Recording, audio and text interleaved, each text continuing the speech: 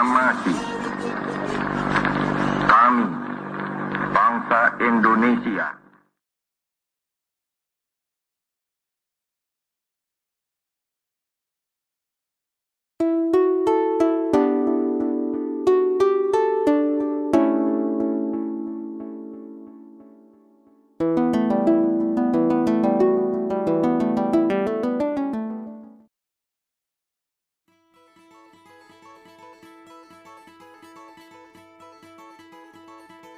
Halo, perkenalkan kami dari peserta Latsar PPSDM Regional Bandung Gelombang 4 Angkatan 10 Kelompok 3 dengan materi analisis isu kontemporer proxy war yang beranggotakan saya, Dwi Septiani, dan dua rekan saya yaitu Sudirman dan Hafiz Aulia Rahman. Pengertian proxy war. Perang ini sangat berbeda dengan perang konvensional yang mengandalkan kekuatan senjata dan teknologi, memiliki efek yang sangat dahsyat dan kerusakan yang ditimbulkan lebih parah karena menghancurkan seluruh sendi-sendi kehidupan masyarakat.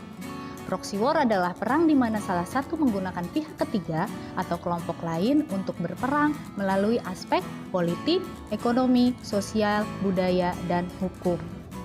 Tahapan yang harus dilalui. Yang pertama, membuat list isu proxy war. Yang kedua, metode USG. Yang ketiga, analisis fishbone. Yang keempat, analisis SWOT. Analisis isu kontemporer menggunakan metode pentahelix. Isu kontemporer yang pertama adalah intervensi politik dan pemimpin boneka. Dari segi government, proses pemilihan pejabat yang kurang transparan dan masih maraknya jual beli jabatan. Dari segi akademik, masih kurangnya pengaruh dan kekuatan akademisi dalam membuka opini masyarakat.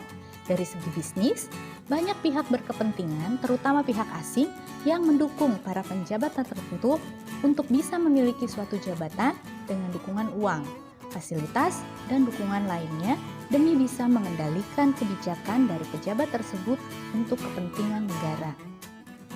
Yang dari segi community, banyak LSM yang dapat diintervensi oleh pihak-pihak berkepentingan demi mempengaruhi pandangan dari lembaga atau organisasi tersebut.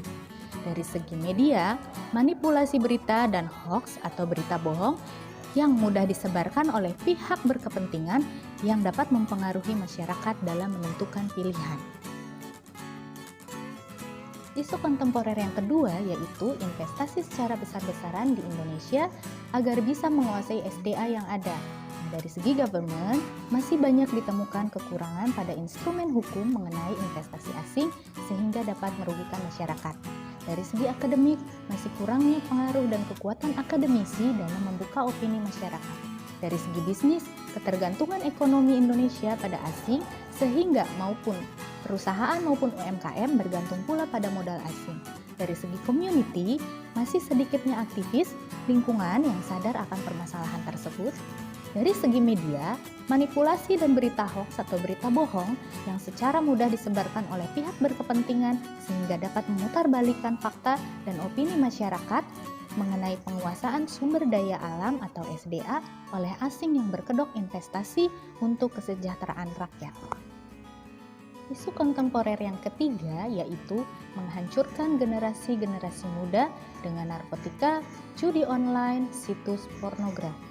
Dari segi government, kurang tegasnya penerapan peraturan, hukuman narkoba belum ada hukuman yang tegas mengenai judi online dan situs pornografi. Dari segi akademik, peran akademisi baik orang tua dan badan pendidik yang sangat besar menentukan arah generasi muda saat ini.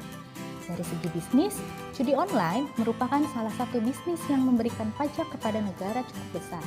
Dari segi community, bebasnya komoditas judi dan pornografi pada masyarakat dan berkembang menjadi budaya. Dari segi media, bebasnya kasus judi online dan situs pornografi serta masih maraknya kampanye narkoba, judi online, dan pornografi yang diselipkan pada setiap perfilman dan musik video luar yang bebas diakses. Analisis pemecahan isu dari beberapa isu atau masalah dengan menggunakan metode USG. Isu kontemporer yang pertama yaitu menghancurkan generasi muda dengan narkotika, judi online, dan konten pornografi. Di sini mendapatkan kriteria urgensinya itu 5, kriteria seriousness-nya 5, dan kriteria growth 5. dengan total prioritas 15. Isu kontemporer yang kedua yaitu investasi secara besar-besaran di Indonesia agar bisa menguasai SDA yang ada dengan kriteria urgensi 4, kriteria seriousness 4, dan kriteria growth 4 dengan total skor 12.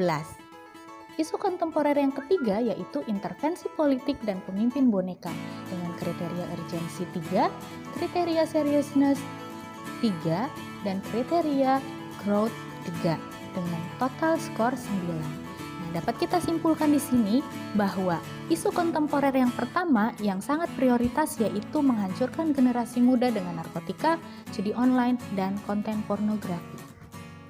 Analisis isu kontemporer berikutnya menggunakan Fishbone. Analisis isu kontemporer yang mendapatkan skor paling tinggi atau yang paling urgent adalah menghancurkan generasi muda dengan narkotika, judi online, dan konten pornografi. Nah, disebabkan dari segi mesin, yang pertama gadget di era modern yang semakin canggih, kemudian perangkat memadai atau komputer. Dari segi material, yang pertama ada sosial media dan beberapa situs yang belum diblokir. Penyebab berikutnya ditinjau dari metode. Yang pertama ada brainwash, yang kedua ada penyimpangan pergaulan. Ditinjau dari segi yang pertama ada kurangnya pengawasan dari orang tua dan kurangnya pendidikan. Analisis isu kontemporer berikutnya menggunakan metode SWOT matrix. S yang pertama yaitu strength. Poin pertama yaitu generasi muda sekarang sangat terampil dalam menggunakan teknologi informasi.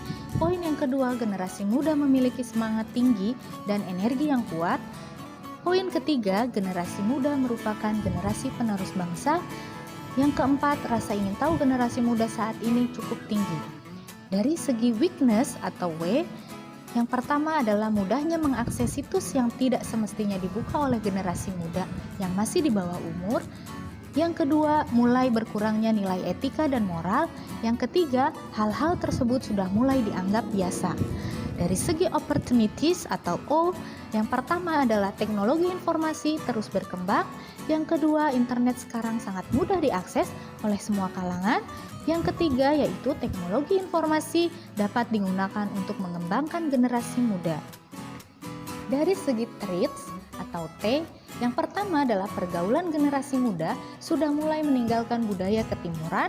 Yang kedua, ancaman dari luar negeri yang niatnya menghancurkan generasi muda. Yang ketiga, kurangnya pendidikan menghadapi era digital. Yang keempat, adanya brainwash yang tidak baik terhadap pola pikir generasi muda. Nah, di sini ada strategi SO. Yang pertama, generasi muda dapat mengembangkan diri dengan baik karena didukung dengan teknologi informasi yang memadai. Yang kedua, rasa ingin tahu generasi muda yang tinggi bila diikuti dengan memanfaatkan teknologi informasi dengan baik, maka akan menjadikan pribadi yang berkembang dalam hal positif. Kemudian, strategi selanjutnya yaitu strategi ST. Yang pertama, memberikan pendidikan terkait penggunaan teknologi informasi yang baik dan benar. Yang kedua, menanamkan nilai-nilai moral yang baik kepada generasi muda. Strategi yang berikutnya adalah strategi WO. Yang pertama, memblokir situs-situs yang tidak semestinya dibuka oleh generasi muda. Yang kedua, peran penting semua pihak untuk mengawasi generasi muda. Strategi yang terakhir adalah strategi WT. Pemberian tindakan tegas yang memberikan efek jera kepada generasi muda yang melanggarnya.